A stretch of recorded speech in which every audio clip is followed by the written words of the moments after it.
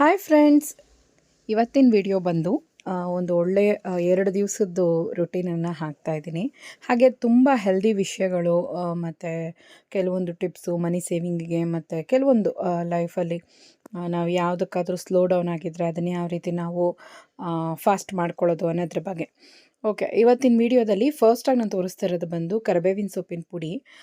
ಇದನ್ನು ಅನ್ನಕ್ಕೆ ಹಾಕ್ಕೊಂಡು ತಿನ್ನೋದಕ್ಕೆ, ಇಡ್ಲಿ ದೋಸೆ ಜೊತೆಗೆ ಹಾಕ್ಕೊಂಡು ತಿನ್ನೋದಕ್ಕೆ ತುಂಬ ಚೆನ್ನಾಗಿರುತ್ತೆ. ಯಾರ್ಯಾರಿಗೆ ಐರನ್ ಕಂಟೆಂಟ್ ಕಮ್ಮಿ ಇರುತ್ತೆ ಅಂಥವ್ರು ಇದನ್ನು ನೀವು ಮಾಡ್ಕೋಬೋದು. ಎಲ್ಲರೂ ತಿನ್ಬೋದು, ಮಕ್ಳಿಗೂ ಕೂಡ ಕೊಡ್ಬೋದು. ನೀವು ಲಂಚ್ ಬಾಕ್ಸ್ ಥರನೂ ಮಾಡಿ ಕೊಡ್ಬೋದು. ಇದಕ್ಕೆ ಅಷ್ಟು ಚೆನ್ನಾಗಿರುತ್ತೆ ಇದು. ಸೊ ನಿಮ್ಮ ಮನೇಲಿ ಒಂದು ಕಟ್ಟಷ್ಟು ಕರಿಬೇವಿನ ಸೊಪ್ಪಿದೆ ಅಂತಂದರೆ ಆರಾಮಾಗಿ ಎಲೆಗಳನ್ನ ಯೂಸ್ ಮಾಡಿಕೊಂಡು ಈ ರೀತಿ ನೀವು ಹುರ್ಕೋಬೋದು. ಹಸೆದಾಗಿದ್ರೂ ಪರವಾಗಿಲ್ಲ, ಒಣಗಿಸ್ಬೇಕು ಅನ್ನೋ ಅವಶ್ಯಕತೆ ಏನಿಲ್ಲ. ಫ್ರೆಶ್ ಆಗಿ ಒಂದು ದಪ್ಪ ತಳ ಪಾತ್ರೆಯಲ್ಲಿ ಈ ರೀತಿ ಹುರಿದು ಎತ್ತಿಟ್ಕೊಳ್ಳಿ. ಮುಟ್ಟಿದ್ರೆ ಹಾಗೇ ಪುಡಿ ಪುಡಿ ಆಗಬೇಕು.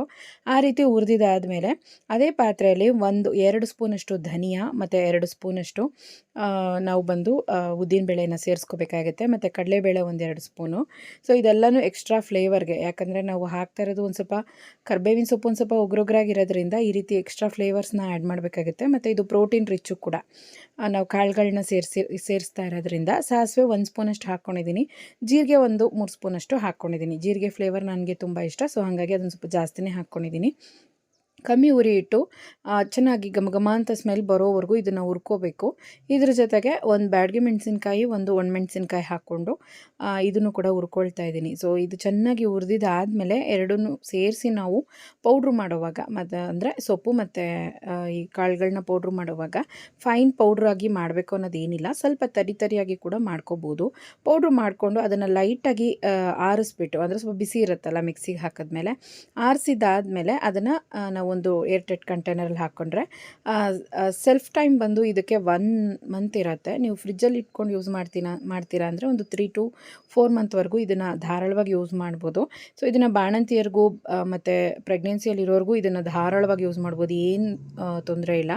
ಸೊ ಇದರಲ್ಲಿರುವಂಥ ನ್ಯೂಟ್ರಿಯೆಂಟ್ಸ್ ಅಂದರೆ ನೀವು ಇದರಲ್ಲಿ ಹಾಕಿರುವಂಥ ಕರಿಬೇವಿನ ಸೊಪ್ಪಿನಲ್ಲಿರುವಂಥ ಐರನ್ ಕಂಟೆಂಟು ತುಂಬಾ ನಮಗೆ ಒಳ್ಳೆಯದು. HB ಲೆವೆಲ್ ಯಾರ್ಯಾರು ಕಮ್ಮಿ ಇರುತ್ತೆ ಮತ್ತು ಶುಗರ್ ಲೆವೆಲ್ಸ್ ಇರೋರು ಕೂಡ ಈ ಒಂದು ಪೌಡ್ರನ್ನು ನಾವು ಊಟದಲ್ಲಿ ಆರಾಮಾಗಿ ಯೂಸ್ ಮಾಡ್ಬೋದು. ನನಗೆ ಯಾಕೋ ಇದು ಜಾಸ್ತಿ ಹುರಿದಿರಲಿಲ್ಲ, ಹಂಗಾಗಿ ಒಂದು ಸ್ವಲ್ಪ ಇದನ್ನು ಹುರ್ಕೊಂಡೆ. ನೋಡಿ, ಒಣಮೆಣಸಿನ್ಕಾಯಿ ರೀತಿ ಪಟ್ಟಂತ ಸೌಂಡ್ ಬರಬೇಕು, ಆ ರೀತಿ ಬಂತು ಅಂತಂದರೆ ನುಣ್ಣಗೆ ಪೌಡ್ರ್ ಮಾಡ್ಕೊಳ್ಳಿ. ತರಿಯಾಗಿರಲಿ, ಜಾಸ್ತಿ ನುಣ್ಣಗೆ ಮಾಡ್ಕೋಬೇಡಿ. ನೋಡಿ, ಈ ಪದ ಇದ್ದರೆ ಸಾಕು. ನಾನು ಸ್ವಲ್ಪ ಜಾಸ್ತಿನೇ ರುಬ್ಕೊಂಡೆ ಅನಿಸುತ್ತೆ, ಬಟ್ ಓಕೆ, ಇದು ಪದ ಸಾಕು. ಸೊ ಇದನ್ನು ಹೇಗೆ ತಿನ್ನಬೇಕು ಅಂತಂದರೆ, ಹಾಗೇ ನೀವು ಬಿಸಿ ಅನ್ನೋ ಜೊತೆಗೆ ಈ ಪೌಡ್ರನ್ನ ಒಂದು ಸ್ಪೂನ್ ಹಾಕಿ ಒಂದು ಸ್ಪೂನ್ ತುಪ್ಪ ಹಾಕಿ ತಿನ್ಬೋದು. ಇಲ್ಲ ನಾನು ಒಗ್ಗರಣೆ ಮಾಡಿ ತಿಂತೀನಿ ಅಂತಂದರೆ, ಚಿತ್ರಾನ್ನಕ್ಕೆ ಒಗ್ಗರಣೆ ಮಾಡ್ತೀವಲ್ಲ, ಸೇಮ್ ಅದೇ ಥರ ಪ್ರಾಸೆಸ್ಸೇ. ನೀವು ಇದಕ್ಕೆ ಕೊತ್ತಂಬರಿ ಸೊಪ್ಪು ಮತ್ತು ನಿಂಬೆಹಣ್ಣಿನ ಹುಳಿ ಹಾಕ್ದಿರ ಮಾಡಿಕೊಂಡ್ರೆ ಸಾಕು.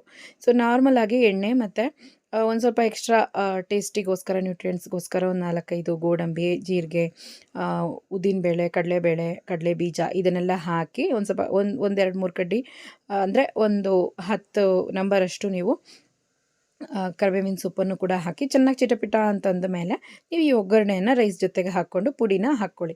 ಸಪ್ರೇಟಾಗಿ ಹಾಕ್ಕೊಳ್ಳಿ ಪುಡಿ, ಇದ್ರ ಜೊತೆಗೆ ಹಾಕಕ್ಕೆ ಹೋಗಬೇಡಿ. ಮೊದಲೇ ರೋಸ್ಟ್ ಮಾಡಿರೋದ್ರಿಂದ ಓವರ್ ರೋಸ್ಟೆಡ್ ಆಗಿಬಿಡುತ್ತೆ. ಸೊ ಈ ರೀತಿ ಚೆನ್ನಾಗಿ ಎಲ್ಲನೂ ಹುರ್ಕೊಂಡಿದ್ದಾದಮೇಲೆ ಬಿಸಿ ಅನ್ನೋ ಜೊತೆಗೆ ಈ ಒಗ್ಗರಣೆ ಎಷ್ಟು ಬೇಕೋ ಅಷ್ಟನ್ನು ಹಾಕ್ಕೊಂಡು ಪೌಡರ್ ಹಾಕಿ ಕಲಿಸ್ಬಿಟ್ಟು ತಿಂದರೆ ಅಷ್ಟು ಸೂಪರಾಗಿರುತ್ತೆ.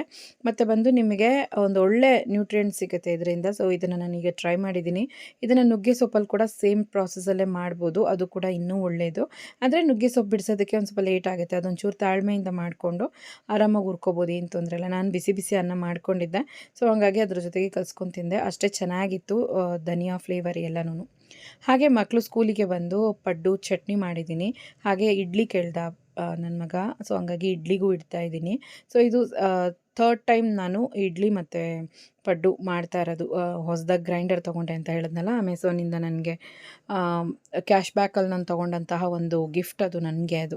ಸೊ ಆ ಗಿಫ್ಟಲ್ಲಿ ಮಾಡಿದಂತಹ ಒಂದು ಇಡ್ಲಿ ಪಡ್ಡು ಸೊ ಚೆನ್ನಾಗಿ, ಈ ಸಲ ಸ್ವಲ್ಪ ಚೆನ್ನಾಗಿ ಟೇಸ್ಟಿಯಾಗಿ ಮಾಡಿದ್ದೆ. ಒಂದು ಸ್ವಲ್ಪ ಚೆನ್ನಾಗಿ ನೆನೆಸಿ ರುಬ್ಬಿ ಇಡ್ಲಿ ರೈಸ್ ಎಲ್ಲ ಹಾಕಿ ಚೆನ್ನಾಗಿ ಮಾಡ್ಕೊಂಡಿದ್ದೆ. ತುಂಬ ಟೇಸ್ಟಿಯಾಗಿ ತುಂಬ ಸಾಫ್ಟಾಗಿ ಬಂದಿತ್ತು.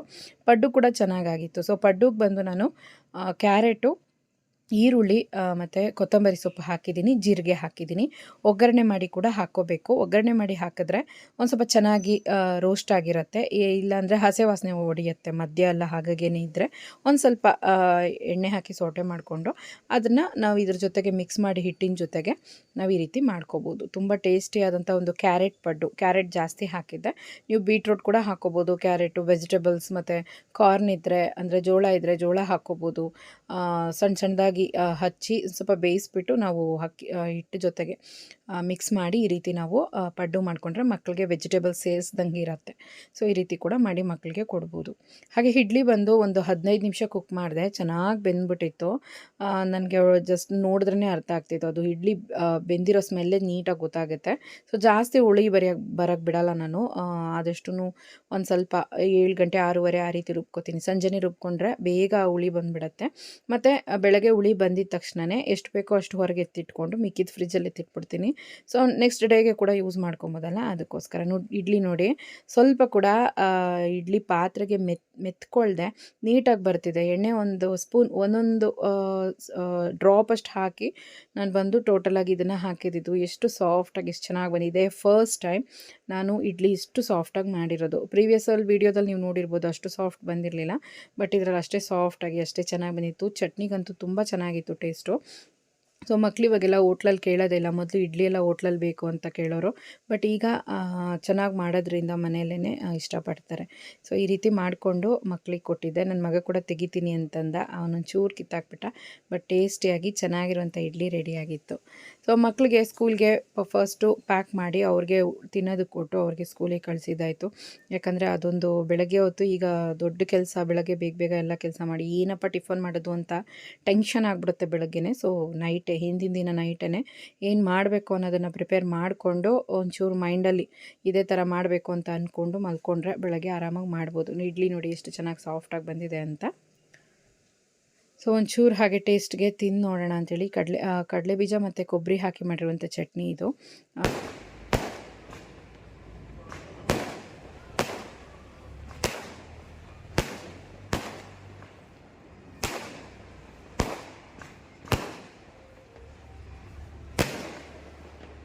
ಹಾಗೆ ನಮ್ಮ ಮನೆ ಹತ್ರ ಬಂದು ಇಲ್ಲಿ ಇರೋವಂಥ ನೇಬರ್ಸು ದೇವ್ರನ್ನ ತಂದಿದ್ರು. ಸೊ ಹಾಗಾಗಿ ಪಟಾಕಿ ಇತ್ತು ಮನೆಯಲ್ಲಿ. ಸೊ ಇದು ವೇಸ್ಟ್ ಆಗೋದು ಯಾಕೆ ಅಂತ ಹೇಳಿ ನಾನು ನಮ್ಮ ಮನೆಯವರೇ ಹೇಳಿದ್ರು ಕೊಟ್ಟು ಕಳಿಸು ಅಂತ. ದೇವ್ರನ್ನ ತರುವಾಗ ವೆಲ್ಕಮ್ ಮಾಡೋ ರೀತಿ ಪಟಾಕಿಯನ್ನು ಹೊಡಿಯೋದಕ್ಕೆ ಕೊಟ್ಟಿದ್ದೆ.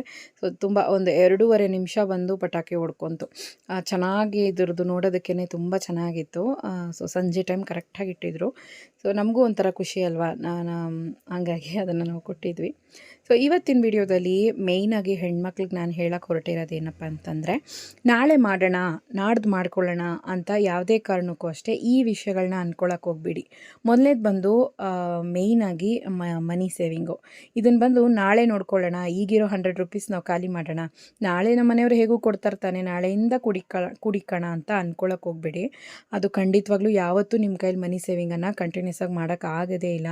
ನೀವು ನಾರ್ಮಲಾಗಿ ಇವತ್ತೇ ನಾನು ಮಾಡ್ತೀನಿ, ಇವತ್ತಿಂದನೇ ನಾನು ಶುರು ಮಾಡ್ತೀನಿ, ಸೊ ಇವತ್ತು ನನಗೆ ಅವಶ್ಯಕತೆ ಇರುವಂಥ ಖರ್ಚನ್ನು ಮಾತ್ರ ಮಾಡ್ತೀನಿ, ಸೊ ನಾನು ಇವತ್ತಿಂದನೇ ಈಗಲಿಂದನೇ ಕೂಡಿಡ್ತೀನಿ ಅಂತ ಹೇಳಿ ಜಸ್ಟ್ 1 ರೂಪಾಯಿಂದನೂ ನೀವು ಕೂಡಿಡೋದಕ್ಕೆ ಶುರು ಮಾಡಿದ್ರಿ ಅಂತಂದರೆ ಆ 1 ರೂಪಾಯಿ ನಿಮಗೆ ಲಕ್ಷಾನುಗಟ್ಟಲೆ ದುಡ್ಡಾಗೋದಕ್ಕೆ ಸಾಧ್ಯ ಆಗುತ್ತೆ. ಸೊ ಹಣ ಕೂಡಿಡೋದನ್ನು ಯಾವತ್ತೂ ಅಷ್ಟೇ ನಾಳೆ ಅನ್ನಬಾರ್ದು. ಆ ರೀತಿ ಅಂದರೆ ಖಂಡಿತವಾಗ್ಲೂ ನಮ್ಮಿಂದ ಕಂಟಿನ್ಯೂಸ್ ಆಗಿ ಹಣ ಕೂಡಿಟ್ಟು ನಮ್ಮ ಕಷ್ಟಗಳಿಗಾಗಲಿ ಇಲ್ಲ ನಮ್ಮ ಅವಸರಕ್ಕಾಗಿ ನಾವು ಯೂಸ್ ಮಾಡ್ಕೊಳ್ಳೋಕ್ಕಾಗಲ್ಲ, ಇನ್ನೊಬ್ಬರ ಬಳಿ ಕೈ ಚಾಚಬೇಕಾಗುತ್ತೆ. ಸೊ ಹಾಗಾಗಿ ಆದಷ್ಟು ಹಣ ಕೂಡಿಡೋದನ್ನ ಬಂದು ನಾಳೆ ಅಂತ ಅನ್ನೋಕ್ಕೆ ಹೋಗಬೇಡಿ. ಎರಡನೇದು ಬಂದು ನಿಮ್ಮ ಒಂದು ಸೆಲ್ಫ್ ಕೇರ್.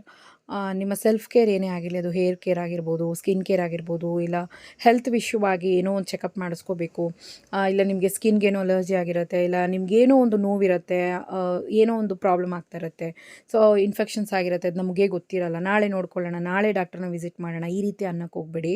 ಇದು ನಾಳೆ ದಿವಸ ಯಾವ ರೀತಿ ನಮಗೆ ಹೆಲ್ತ್ ಇಶ್ಯೂಸ್ ಆಗುತ್ತೆ ಅನ್ನೋದೇ ನಮಗೆ ಗೊತ್ತಾಗಲ್ಲ. ಸೊ ಏನಿದ್ರು ಅದನ್ನು ಕೂಡ ಸ್ವಲ್ಪ ಬೇಗ ನೋಡ್ಕೊಳ್ಳೋದು ಒಳ್ಳೆಯದು. ಮತ್ತು ಕಿಚನ್ ಕ್ಲೀನು ಅಷ್ಟೇ, ನಾಳೆ ಮಾಡ್ಕೊಳ್ಳೋಣ ಅನ್ನೋದು ಕೂಡ ತಪ್ಪು. ಸೊ ಕಿಚನ್ ಆದಷ್ಟು ಚೆನ್ನಾಗಿದ್ದಷ್ಟು ನಮ್ಮ ಹೆಲ್ತ್ ಕೂಡ ನಮಗೆ ಚೆನ್ನಾಗಿ ಅನಿಸುತ್ತೆ, ನಮ್ಮ ಮೈಂಡ್ ಕೂಡ ಪೀಸ್ಫುಲ್ ಆಗಿರುತ್ತೆ. ಸೊ ನಾಳೆ ಮಾಡ್ಕೊಳ್ಳೋಣ ಅಂತ ನೀವು ಕೌಂಟರ್ ಟಾಪ್ನ ಹೇಗಂದರೆ ಹಾಗೆ ಬಿಟ್ಟಿದ್ರೆ ಮೈಂಡ್ ರಿಲ್ಯಾಕ್ಸ್ ಇರಲ್ಲ. ನಿಮ್ಗೆ ಅಡುಗೆ ಮಾಡಬೇಕು ಅನ್ನೋವಾಗ ನಿಮಗೆ ರಿಲ್ಯಾಕ್ಸೇ ಇರಲ್ಲ, ನಿಮ್ಗೆ ಅಡುಗೆ ಮಾಡಬೇಕು ಅಂತಲೇ ಅನಿಸಲ್ಲ. ನೀವು ಅದೇ ನೀಟಾಗಿ ಕೌಂಟರ್ ಟಾಪ್ ಎಲ್ಲ ಕ್ಲೀನ್ ಮಾಡಿಟ್ಟಿದ್ರೆ 1-2 ಅಡುಗೆ ಎಕ್ಸ್ಟ್ರಾ ಮಾಡಿರ್ತೀರ. ಸೊ ಈ 3 ವಿಷಯ ಕೂಡ ಗೃಹಿಣಿಯರಿಗೆ ತುಂಬಾ ಮುಖ್ಯ. ಸೊ ಇದನ್ನು ನಾನು ಯಾಕೆ ಹೇಳ್ತಿದ್ದೀನಿ ಅಂತಂದರೆ, ಮನಿ ಸೇವಿಂಗ್ ಮಾಡೋದನ್ನು ಮುಂದಕ್ಕೆ ತಳ್ಳಿ ಹಾಕಿದ್ರೆ, ಹೆಲ್ತ್ ವಿಷಯನ ಮುಂದಕ್ಕೆ ತಳ್ಳಿ ಹಾಕಿದ್ರೆ, ಈ ಕ್ಲೀನಿಂಗ್ ವಿಷಯನ ಮುಂದಕ್ಕೆ ತಳ್ಳಿ ಹಾಕಿದ್ರೆ, ಈ 3 ಕೂಡ ನಮಗೆ ನೆಮ್ಮದಿಯನ್ನು ತಂದು ಕೊಡಲ್ಲ. ಸೊ ಹಾಗಾಗಿ ನೀಟಾಗಿ ಮೇಂಟೈನ್ ಮಾಡೋವಾಗ ಖಂಡಿತವಾಗ್ಲೂ ನಮಗೆ ನೆಮ್ಮದಿ ಅನ್ನೋದು ಈ 3ರಲ್ಲಿ ಚೆನ್ನಾಗಿ ಸಿಗುತ್ತೆ. ಸೊ ಸ್ವಲ್ಪ ಯೋಚನೆ ಮಾಡಿ ನೋಡಿ ನಾನು ಯಾಕೆ ಈ ವಿಷಯನ ಹೇಳ್ತಾ ಇದ್ದೀನಿ ಅಂತ. ತುಂಬ ಜನರಿಗೆ ನಾವೇನು ಮಾಡೋಕ್ಕೆ ಹೊರಟಿದ್ದೀವಿ ಅನ್ನೋದೇ ಅವ್ರಿಗೆ ಗೊತ್ತಿರಲ್ಲ. ಸೊ ಅದಕ್ಕೋಸ್ಕರ ರಿಪೀಟ್ ಮಾಡಿ ಹೇಳ್ತಾ ಇದ್ದೀನಿ. ಯಾವ ದಿನ ಹೇಗಿರತ್ತೆ, ಮುಂದೆ ನಮಗೆ ಎಲ್ಲನೂ ವೆಲ್ಲಾಗೇ ಇರುತ್ತೆ, ಒಳ್ಳೆಯದಾಗೇ ಇರುತ್ತೆ ಅಂತ ಹೇಳೋಕ್ಕೆ ಬರಲ್ಲ ಅಲ್ವಾ. ಸೊ ಹಾಗಾಗಿ ಸ್ವಲ್ಪ ಎಚ್ಚೆತ್ಕೊಂಡು ನಮ್ಮ ಲೈಫ್ ಬಗ್ಗೆ ನಾವೇನೇ ಕೇರ್ ತೊಗೊಂಡ್ರೆ ಖಂಡಿತವಾಗ್ಲೂ ಅದು ಒಳ್ಳೆಯದಾಗಿ ನಮಗಿರತ್ತೆ. ಹಾಗೆ ಬರ್ತ್ಡೇ ವ್ಲಾಗ್ ನಾನು ಹಾಕಿರಲಿಲ್ಲ ನನ್ನ ಮಗಂದು, ಹಾಗಾಗಿ ಈಗ ಆ್ಯಡ್ ಮಾಡ್ತಾ ಇದ್ದೀನಿ. ನಾನು ಈ ನಡುವೆ ವ್ಲಾಗ್ಸ್ ಎಲ್ಲ ಸರಿಯಾಗಿ ಮಾಡಲೇ ಇಲ್ಲ. ಬರ್ತ್ಡೇ ವ್ಲಾಗ್ ಎಲ್ಲ ಹಾಗೇ ಉಳ್ಕೊಂಡಿತ್ತು. ಯಾವತ್ತು ನೆಕ್ಸ್ಟ್ ಡೇನೇ ಬರ್ತ್ಡೇ ವ್ಲಾಗ್ ನಾನು ಅಪ್ಲೋಡ್ ಮಾಡ್ತಿದ್ದೆ. ಬಟ್ ಈ ಸಲ ಒಂದು ಸ್ವಲ್ಪ ಪರ್ಸ್ನಲ್ ಕೆಲಸಗಳು ತುಂಬಾ ಇತ್ತು, ಹಾಗಾಗಿ ಅದಕ್ಕೆ ನಾನು ನಮ್ಮ ಮನೆಯವರು ಓಡಾಡ್ತಾ ಇದ್ವಿ. ಹಾಗಾಗಿ ನನಗೆ ವಿಡಿಯೋ ಕಡೆ ಮತ್ತು ವ್ಲಾಗ್ ಕಡೆ ಗಮನ ಕೊಡೋಕ್ಕಾಗಲಿಲ್ಲ. ಸೊ ಕೆಲವು ಟೈಮಲ್ಲಿ ನಮ್ಮ ಪರ್ಸ್ನಲ್ ವಿಷಯದಲ್ಲೂ ನಾವು ಬ್ಯುಸಿ ಆಗಿಬಿಡ್ತೀವಲ್ಲ, ಹಾಗಾಗಿ ಅಮ್ಮ ಅಪ್ಪನ ಎಲ್ಲನೂ ಇನ್ವೈಟ್ ಮಾಡಿದ್ದೆ. ಹಾಗೆ ನಮ್ಮ ಮನೆಯವ್ರನ್ನ ಕೂಡ ನಾನು ಕೇಕ್ ಕಟ್ ಮಾಡುವಾಗ ಜೊತೇಲಿ ಇರು ಅಂತ ಕೂಡ ಹೇಳ್ತಿದ್ದೆ. ಹಾಗೆ ನನ್ನ ಮಗನಿಗೆ ಗೊತ್ತಿಲ್ದಿರೇ ನಾನು ನಮ್ಮ ಮನೆಯವರು ಇಬ್ಬರು ಹೋಗಿ ಗಿಫ್ಟ್ ತೊಗೊಂಬಂದಿದ್ವಿ ಅವ್ನಿಗೆ ಅದನ್ನು ನಾವು ಹೇಳೇ ಇರಲಿಲ್ಲ, ರಿವೀಲ್ ಕೂಡ ಮಾಡಿರಲಿಲ್ಲ. ಸೊ ನಮ್ಮ ಮನೆಯವರು ಕೂಡ ಕುತ್ಕೊಂಡೇ ಇದ್ದರು, ಸರಿ ಬಾ ಬಾ ಅಂತ ಕರೀತಿದ್ರು. ಸರಿ ಅವನಿಗೆ ಕೇಕ್ ಕಟ್ ಮಾಡಲಿ ಫಸ್ಟ್ ಅಂತ ಹೇಳಿ ಕೇಕ್ ಕಟ್ ಮಾಡಿಸ್ಬಿಟ್ಟು ಆಮೇಲೆ ಅವನಿಗೆ ಬಂದು ನಾನು ಗಿಫ್ಟನ್ನು ಕೊಟ್ಟೆ.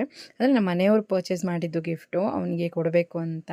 ಸೊ ಹಾಗಾಗಿ ಒಂದು ಯೂಸ್ಫುಲ್ ಆದಂಥ ಒಂದು ಗಿಫ್ಟ್ಗೆ, ಯೂಸ್ಫುಲ್ ಆದಂಥ ಒಂದು ವಿಷಯಕ್ಕೆ ಇನ್ವೆಸ್ಟ್ ಮಾಡಬೇಕು ಅನ್ನೋ ಕಾರಣಕ್ಕೋಸ್ಕರ ಆ ಗಿಫ್ಟನ್ನು ನಾವು ತೊಗೊಂಬಂದ್ವಿ. ಸೊ ಜೂನ್ 9th ನನ್ನ ಮಗನ ಬರ್ತ್ಡೇ ಇತ್ತು. ಸೊ ಪ್ರೀವಿಯಸ್ ಆಗಿ ಗಿಫ್ಟ್ ಎಲ್ಲ ತೊಗೊಂಬಂದು ರೆಡಿ ಮಾಡಿ ಇಟ್ಕೊಂಡಿದ್ವಿ ನಾವು. ಸೊ ಈ ಕೇಕ್ ಬಂದು ಪೇಸ್ಟ್ರಿ ಕೇಕು ಅಮ್ಮಾಜಲ್ಲಿ ಯಲಹಂಕದಲ್ಲೇ ಆರ್ಡ್ರ್ ಮಾಡಿದ್ದು. ಸೊ ಅಲ್ಲಿ ನಾವೆಲ್ಲ ಕೇಕ್ ಎಲ್ಲ ತೊಗೊಂಡು ಮತ್ತು ಬಂದು ಅವನು ಏನೂ ಕೇಳಲಿಲ್ಲ ಪಾಪ, ಏನಾದರೂ ಗಿಫ್ಟ್ ತಂದಿದ್ದೀರಾ ಏನೂ ನಮ್ಮನ್ನು ಕೇಳಿರಲಿಲ್ಲ. ಬಟ್ ನಾವು ಬಂದು ಅವನಿಗೆ ಕೊಟ್ವಿ. ನಾನು ಏನು ಮಾಡಿದೆ ಅಂದರೆ, ಸ್ಕೂಲ್ಗೆ ಹೋಗೋ ದಿವಸ ಬೆಳಗ್ಗೆ ಬರ್ತ್ಡೇ ದಿವಸ ಸ್ಕೂಲ್ಗೆ ಹೋಗೋವಾಗ ಅವನಿಗೆ ನಿನಗೆ ಸಂಜೆಗೆ ಒಂದು ಒಳ್ಳೆ ಸರ್ಪ್ರೈಸ್ ಇದೆ ಅಂತ ಹೇಳಿಬಿಟ್ಟು ಎಕ್ಸೈಟ್ಮೆಂಟ್ ಜಾಸ್ತಿ ಮಾಡಿ ಕಳಿಸಿದ್ದೆ. ಏನು ಅಂತ ಕೇಳ್ದ ಅವನು. ನೀನು ಸಂಜೆ ಬಾ ನಾನು ಹೇಳ್ತೀನಿ ಅಂತ ಹೇಳಿದ್ದೆ. ಸೊ ನಾನು ಹೇಳೋಕ್ಕೆ ಹೋಗಿರಲಿಲ್ಲ. ಮತ್ತು ಸಂಜೆ ಬಂದಾಗ ಈವ್ನಿಂಗ್ವರೆಗೂ ವೆಯ್ಟ್ ಮಾಡು, ಕೇಕ್ ಕಟ್ ಮಾಡೋವರೆಗೂ ವೆಯ್ಟ್ ಮಾಡು ಅನ್ನೋ ಥರ ಅವನಿಗೆ ಪಾಪ ತುಂಬ ಎಕ್ಸೈಟ್ಮೆಂಟ್ ಆಗಿಬಿಟ್ಟಿದ್ದ. ಅವನು ಚಿಕ್ಕದಾ ದೊಡ್ಡದಾ ಆ ಥರ ಎಲ್ಲ ಕೇಳ್ತಿದ್ದ. ಸೊ ಹಾಗಾಗಿ ನಾವು ಬಂದು ಏನೂ ಹೇಳಿರಲಿಲ್ಲ. ಎಲ್ಲರೂ ಕೇಕ್ ಕಟ್ ಮಾಡಿ, ಅಂದರೆ ನಮ್ಮ ಮನೆಯಲ್ಲಿ ಯಾರನ್ನ ನಾನು ಇನ್ವೈಟ್ ಮಾಡಿದ್ನೋ ಅವ್ರಿಗೆಲ್ಲರಿಗೂ ಕೇಕನ್ನು ಕಟ್ ಮಾಡಿ ತಿನ್ನಿಸಿದಾದ್ಮೇಲೆ ನಾನು ಸರ್ಪ್ರೈಸಾಗಿ ತಂದುಕೊಟ್ಟೆ. ತುಂಬಾ ಖುಷಿಪಟ್ಟ ಅವನು, ತುಂಬ ಸ್ಯಾಟಿಸ್ಫ್ಯಾಕ್ಷನಾಗಿ ಫೀಲ್ ಮಾಡ್ದ. ಸೊ ನಮಗೂ ಅಷ್ಟೇ ಒಂದು ಒಳ್ಳೆ ಇನ್ವೆಸ್ಟ್ಮೆಂಟ್ ಖುಷಿ ಅಂತ ಅನ್ನಿಸ್ತು. ಸೊ ಹಾಗಾಗಿ ನಮ್ಮ ಮನೆಯವ್ರು ನೀನೇ ಕೊಡು ಅಂತ ಹೇಳ್ತಿದ್ರು. ನಾನು ಬಂದು ಇಲ್ಲ ನೀನೇ ಕೊಡಬೇಕು ಅಂತ ಹೇಳಿ ನಮ್ಮ ಮನೆಯವ್ರನ್ನ ಕರೆದು ಅದನ್ನು ಕೊಡೋಕ್ಕೆ ಹೇಳಿದೆ. ಸೊ ಕೆಲವೊಂದು ಟೈಮಲ್ಲಿ ಮಕ್ಕಳಿಗೆ ನಾವು ಕೆಲವು ವಿಷಯಗಳಲ್ಲಿ ಏನಪ್ಪ ಅಂತಂದರೆ, ಈ ಒಂದು ಬರ್ತ್ಡೇ ಈ ಥರ ವಿಷಯಗಳಲ್ಲಿ ನಾವು ಗಿಫ್ಟ್ ಅಂತ ಹೇಳಿ ವೇಸ್ಟ್ ಖರ್ಚುಗಳನ್ನ ನಾವು ಯಾವತ್ತೂ ಮಾಡೋಕ್ಕೆ ಹೋಗಬಾರ್ದು. ಉದಾಹರಣೆಗೆ ಅವರೇನೋ ಒಂದು ಕೇಳಿರ್ತಾರೆ, ಟಾಯ್ಸ್ ಕೊಡ್ಸೋದೇ ಆಗಲಿ, ಇಲ್ಲ ವೇಸ್ಟಾಗಿ ಖರ್ಚಾಗೋದು, ವೇಸ್ಟಾಗಿ ಏನಾದರೂ ಒಂದು ಮಾಡುವಂಥದ್ದು. ಈಗ ಟಾಯ್ಸ್ ಅಂತ ಕೊಟ್ಟಾಗ ಅದು ಸುಮಾರಾಗಿ ಅದು ವೇಸ್ಟೇ. ಸೊ ಏನಾದರೂ ಒಂದು ಇವಾಗೆಲ್ಲನೂ ಯಾವುದಾದ್ರೂ ಬರುತ್ತಲ್ವ, ಆ ಥರದ್ದು ಯಾವುದಾದ್ರೂ ಆರ್ಟಿಫಿಷಿಯಲ್ ಆಗಿರುವಂಥದ್ದನ್ನೆಲ್ಲ ನಾವು ಕೊಡಿಸೋವಾಗ ಖಂಡಿತವಾಗ್ಲೂ ಅದು ಅವ್ರಿಗೆ ವೇಸ್ಟ್ ಆಗುತ್ತೆ. ಸೊ ಹಂಗಾಗಿ ನಾನೇನು ಮಾಡಿದೆ ಅಂದರೆ, ನಮ್ಮ ಮಕ್ಕಳಿಗೆ ನಾವು ಯಾವತ್ತೂ ಅಷ್ಟೇ ಇನ್ವೆಸ್ಟ್ಮೆಂಟ್ ಪ್ಲ್ಯಾನನ್ನು ಹೇಳ್ಕೊಡ್ಬೇಕು. ಅದೇ ಥರ ನಾವು ಮಾಡಬೇಕು. ನಾವು ಅದು ಏನು ಮಾಡ್ತೀವೋ ಅವ್ರಿಗೂ ಬರ್ತ್ಡೇಗೂ ಎಕ್ಸೈಟ್ಮೆಂಟ್ ಆಗಿರುತ್ತೆ. ಸೊ ಎಲ್ಲನೂ ಕರೆಕ್ಟಾಗಿ ಮಾಡಿದಾಗ ಅವ್ರಿಗೂ ಮುಂದಕ್ಕೆ ಒಂದು ಒಳ್ಳೆ ನಾಲೆಡ್ಜ್ ಬರುತ್ತೆ. ಸೊ ಹಂಗಾಗಿ ವೇಸ್ಟ್ ಖರ್ಚು ಏನೂ ಬೇಡ. ಸೊ ಬಟ್ಟೆ ಎಲ್ಲನೂ ಜಾಸ್ತಿ ಇನ್ವೆಸ್ಟ್ಮೆಂಟ್ ಮಾಡಲ್ಲ ನಾನು. ಬಟ್ಟೆ ಕೂಡ ಅವನಿಗೆ ಶರ್ಟ್ಸ್ ಮತ್ತು ಪ್ಯಾಂಟ್ ಅಷ್ಟೇ ತಂದು ಕೊಟ್ಟಿದ್ದು. ಬಟ್ಟೆ ಎಲ್ಲ ಕಾಸ್ಟ್ಲಿ ಎಲ್ಲ ತಂದು ಕೊಡೋದೇ ಇಲ್ಲ. 350-300 ಒಳಗಡೆ ಶರ್ಟ್ಸ್ ಪ್ಯಾಂಟ್ಸು ಎಲ್ಲನೂ. ಸೊ ಹಂಗಾಗಿ ಆ ಥರ ಮಾಡಿಬಿಟ್ಟು ಯಾವುದಾದ್ರೂ ಒಂದು ಒಳ್ಳೆಯದು, ಈಗ ಪಾರ್ಟಿ ಆ ರೀತಿ ವಿಷಯಗಳನ್ನ ನಾವು ಇನ್ವೆಸ್ಟ್ಮೆಂಟ್ ಮಾಡುವಾಗ ದೊಡ್ಡದಾಗಿ ಖರ್ಚಾಗುತ್ತೆ, ವೇಸ್ಟಾಗಿ ಖರ್ಚಾಗುತ್ತೆ. ಸೊ ಜಸ್ಟ್ ಒನ್ ಡೇಗೋಸ್ಕರ ನಾವು ತುಂಬ ಇನ್ವೆಸ್ಟ್ಮೆಂಟ್ ಮಾಡ್ದಂಗೆ ಆಗುತ್ತೆ.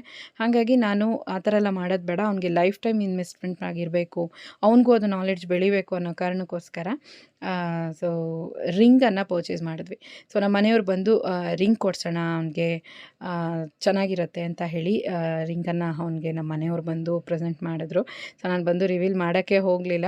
ಹಾಗೆಯೇ ಸುಮ್ಮನೆ ನಮ್ಮ ಮನೆಯವ್ರು ತಂದ್ಕೊಡು ಅಂತಲೇ ಇದ್ದರು. ಸರಿ ಆಯಿತು ಅಂತ ಹೇಳಿ ಹೋಗಿ ತಂದುಕೊಟ್ಟೆ. ನಮ್ಮ ಮನೆಯವ್ರು ಅದನ್ನು ಬಂದು ಅವ್ನಿಗೆ ಹಾಕಿದ್ರು. ನಮ್ಮ ಮನೆಯವರು ಬೇಡ ನೀನೇ ಹಾಕು ಅಂತಿದ್ರು. ನಾನು ಇಲ್ಲ ನೀನೇ ಹಾಕಬೇಕು ಅಂತ ಹೇಳಿ ಬಲವಂತ ಮಾಡಿ ಅವ್ರನ್ನ ಕರೆದು ಅವ್ರ ಕೈಯಿಂದ ಹಾಕಿಸ್ದೆ. ರಿಂಗ್ ಅಂತೂ ಅಷ್ಟೇ ಚೆನ್ನಾಗಿತ್ತು. ತುಂಬ ಚೆನ್ನಾಗಿರೋ ರಿಂಗ್ ನಮ್ಮ ಮನೆಯವ್ರು ಬಂದು ನಾನು ನಮ್ಮ ಮನೆಯವ್ರು ಇಬ್ಬರು ಸೇರಿನೇ ಸೆಲೆಕ್ಟ್ ಮಾಡಿದ್ವಿ. ಸೊ ಅದನ್ನು ನಮ್ಮ ಮನೆಯವ್ರು ಅವ್ನಿಗೆ ಹಾಕಿದ್ರು. ಅವ್ನಿಗಂತೂ ಅದನ್ನು ನೋಡಿದ ತಕ್ಷಣವೇ ಎಷ್ಟು ಖುಷಿ, ಅವ್ನು ಎಕ್ಸ್ಪೆಕ್ಟ್ ಮಾಡಲೇ ಇಲ್ಲ ಅದನ್ನು. ತುಂಬಾ ಖುಷಿಯಾಗಿ ಫೀಲ್ ಮಾಡ್ದ ಅವನು. ಸೊ ಇದೇನೇ ಗಿಫ್ಟಪ್ಪ ನಿನಗೆ, ಖುಷಿ ಆಯಿತಾ ಅಂದಿದ್ದಕ್ಕೆ ಅವ್ನು ತುಂಬ ಖುಷಿ ಪಟ್ಟ. ನಮ್ಮ ಅಪ್ಪ ಅಮ್ಮ ಕೂಡ ತುಂಬ ಚೆನ್ನಾಗಿದೆ ಅಂತ ಅಂದರು. ಸೊ ಅದನ್ನು ನಾನು ನೆಕ್ಸ್ಟ್ ವೀಡಿಯೋದಲ್ಲಿ ಹೇಳ್ತೀನಿ. ಹೋದ ವರ್ಷ ಕೂಡ ಅದೇ ಥರನೇ ಗಿಫ್ಟನ್ನು ಅವನಿಗೆ ನಾವು ಅಂಗಡಿಗೆ ಕರ್ಕೊಂಡೋಗಿನೇ ಕೊಡಿಸಿದ್ವಿ. ತುಂಬಾ ಅವ್ನಿಗೆ ಹ್ಯಾಪಿಯಾಗಿ ಫೀಲ್ ಮಾಡ್ದ. ಸೊ ನಮ್ಮ ಮಕ್ಕಳಿಗೆ ನಾವು ಇದರಿಂದ ಹೇಳ್ಕೊಡ್ಬೇಕಾಗಿರುವಂಥ ಒಂದೇ ವಿಷಯ, ಇನ್ವೆಸ್ಟ್ಮೆಂಟು ಇದರಲ್ಲಿ ಆಗಬೇಕು, ವೇಸ್ಟ್ ಖರ್ಚಂತ ನಾವು ಯಾವತ್ತೂ ಮಾಡೋಕ್ಕೆ ಹೋಗಬಾರ್ದು ಅನ್ನೋದನ್ನ ಹೇಳ್ಕೊಡ್ಬೇಕು. ಈ ವಿಡಿಯೋ ನಿಮ್ಗೆ ಏನು ಅನ್ನಿಸ್ತು ಅಂತ ಕಮೆಂಟ್ ಮಾಡಿ. ಖಂಡಿತವಾಗ್ಲೂ ನಿಮ್ಗೆ ಇಷ್ಟ ಆಗಿರುತ್ತೆ, ಯೂಸ್ಫುಲ್ ಆಗಿರುತ್ತೆ ಅಂತ ಅಂದ್ಕೊಳ್ತೀನಿ. ಟೇಕ್ ಕೇರ್, ಬಾಯ್.